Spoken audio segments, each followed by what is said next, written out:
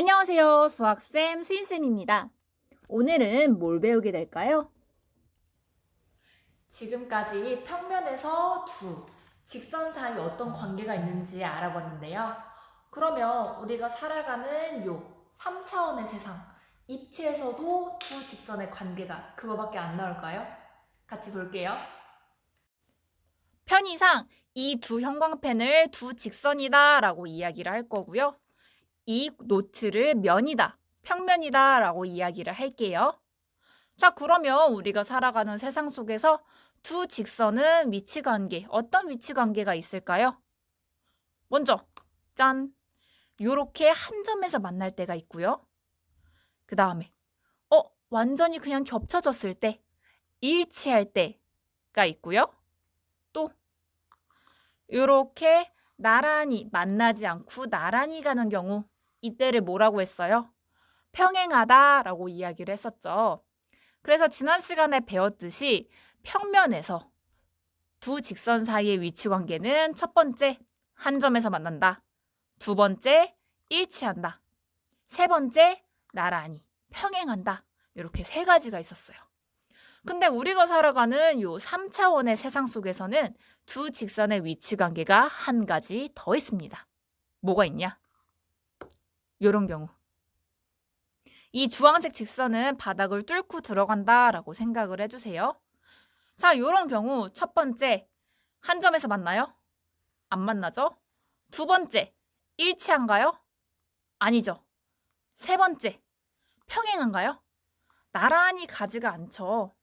이렇게 만나지도 않고 평행하지도 않은 요 관계를 뭐라고 하냐? 꼬인 위치다라고 이야기를 해요. 왠지 모르게 꼬여있다라는 느낌으로 받아들이시면 좋을 것 같아요. 지금까지 내용을 정리해 봅시다.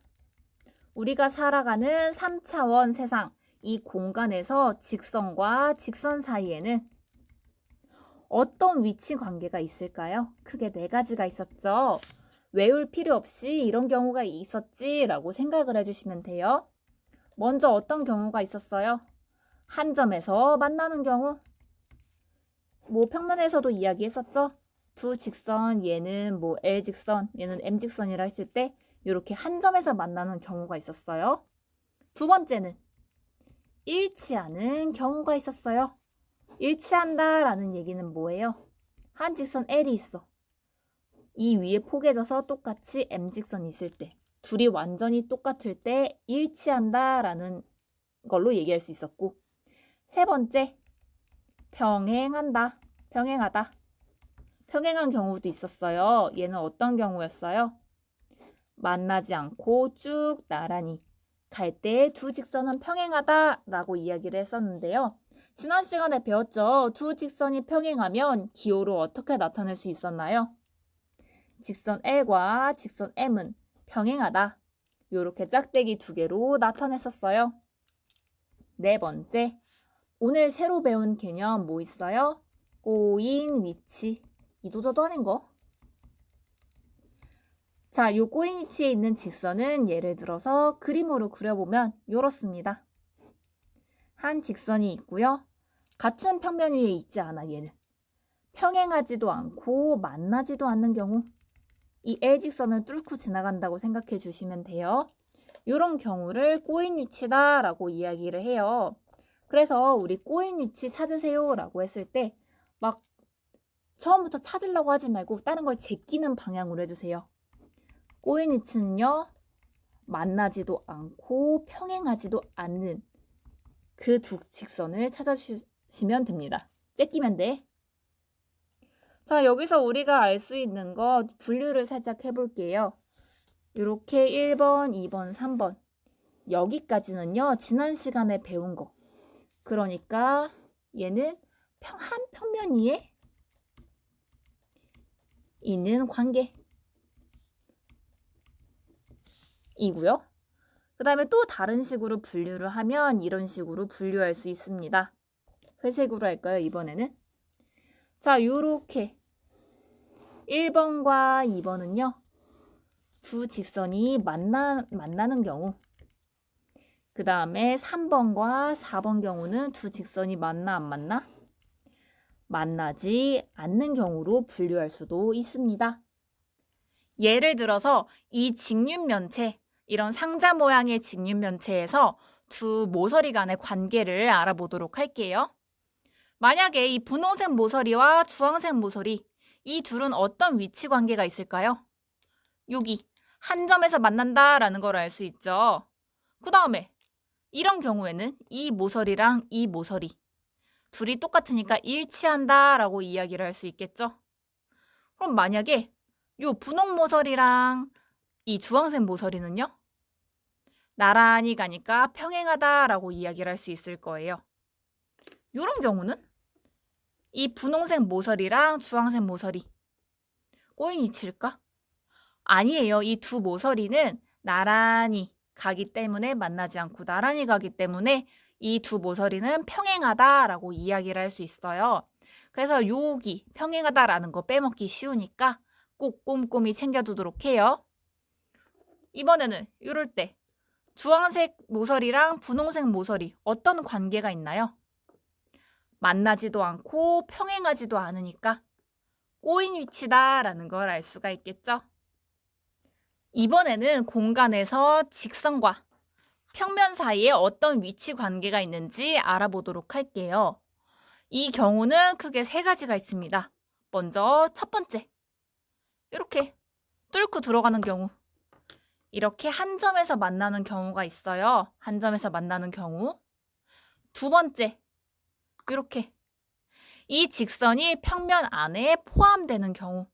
두 번째는 포함되는 경우. 그다음에 세 번째는요. 둥실둥실. 이렇게 이 직선과 평면이 나란하게 만나지 않는 경우. 이 경우를 평행하다라고 이야기를 해요. 그래서 공간에서 직선과 평면의 위치 관계는 한 점에서 만나는 경우, 포함하는 경우, 평행하는 경우.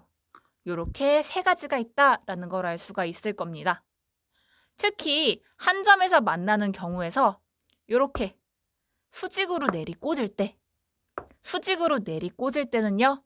이 직선과 평면은 직교한다, 수직으로 만난다라고 이야기를 해요. 이번 내용도 정리해 볼게요.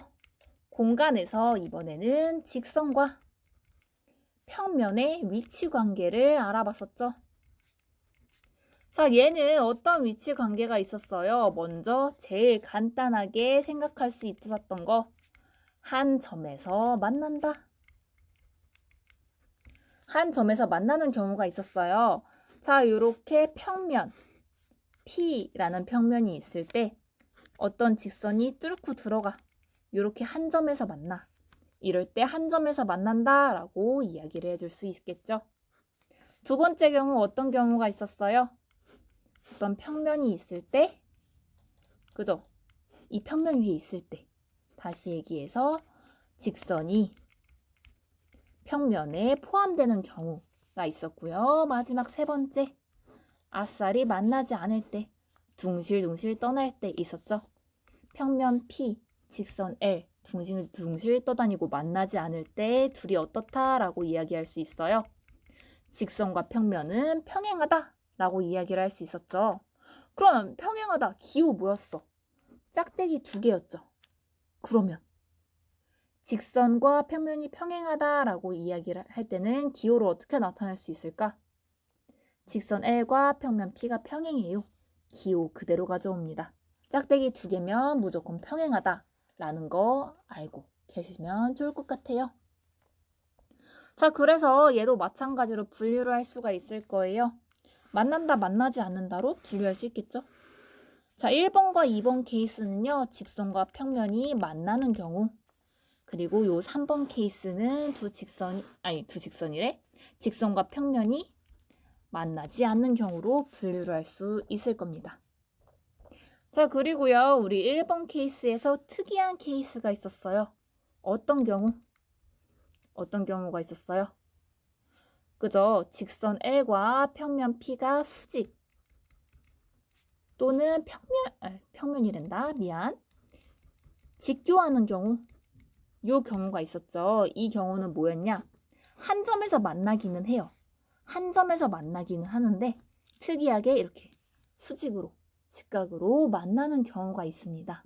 이런 경우를 이제 직선과 평면이 수직이다 또는 직교한다 라고 이야기를 하는데요. 이때 기호를 어떻게 쓸 수 있을까요? 우리 수직이다, 직교한다, 기호 어떻게 썼어요? 그 모양대로 썼었죠. 직선과 평면 사이에도 마찬가지야. 직선 L과 평면 P가 이렇게 돼 있다 라는 이 기호를 보면 아, 직선과 평면은 수직이구나 라는 걸 알 수가 있을 거예요. 그러면 이것도 물어볼게요. 이 옆면과 이 분홍 모서리를 봤을 때 이 모서리와 이 옆면은 수직인가요? 직교한가요? 맞죠? 이 옆면과 이 모서리를 봤을 때 여기 직각, 수직으로 내리꽂는다 라는 걸 알 수가 있으니 두 관계는 수직인 면이다 라는 걸 알 수가 있어요. 마지막으로 자, 요 바닥면을 생각해 보세요. 바닥면과 요 모서리를 생각을 해봅시다. 우리 이 점에서 요 바닥에 내린 수선의 발은 어디인가요?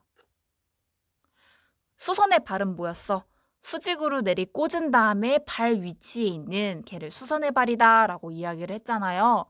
그러면 이 점에서 바닥면의 수선의 발은 이 점에서 수직으로 내리꽂아서 이 분홍색 모서리에서 발에 해당하는 이 부분, 이 점이 수선의 발이다 라는 걸 알 수 있겠죠?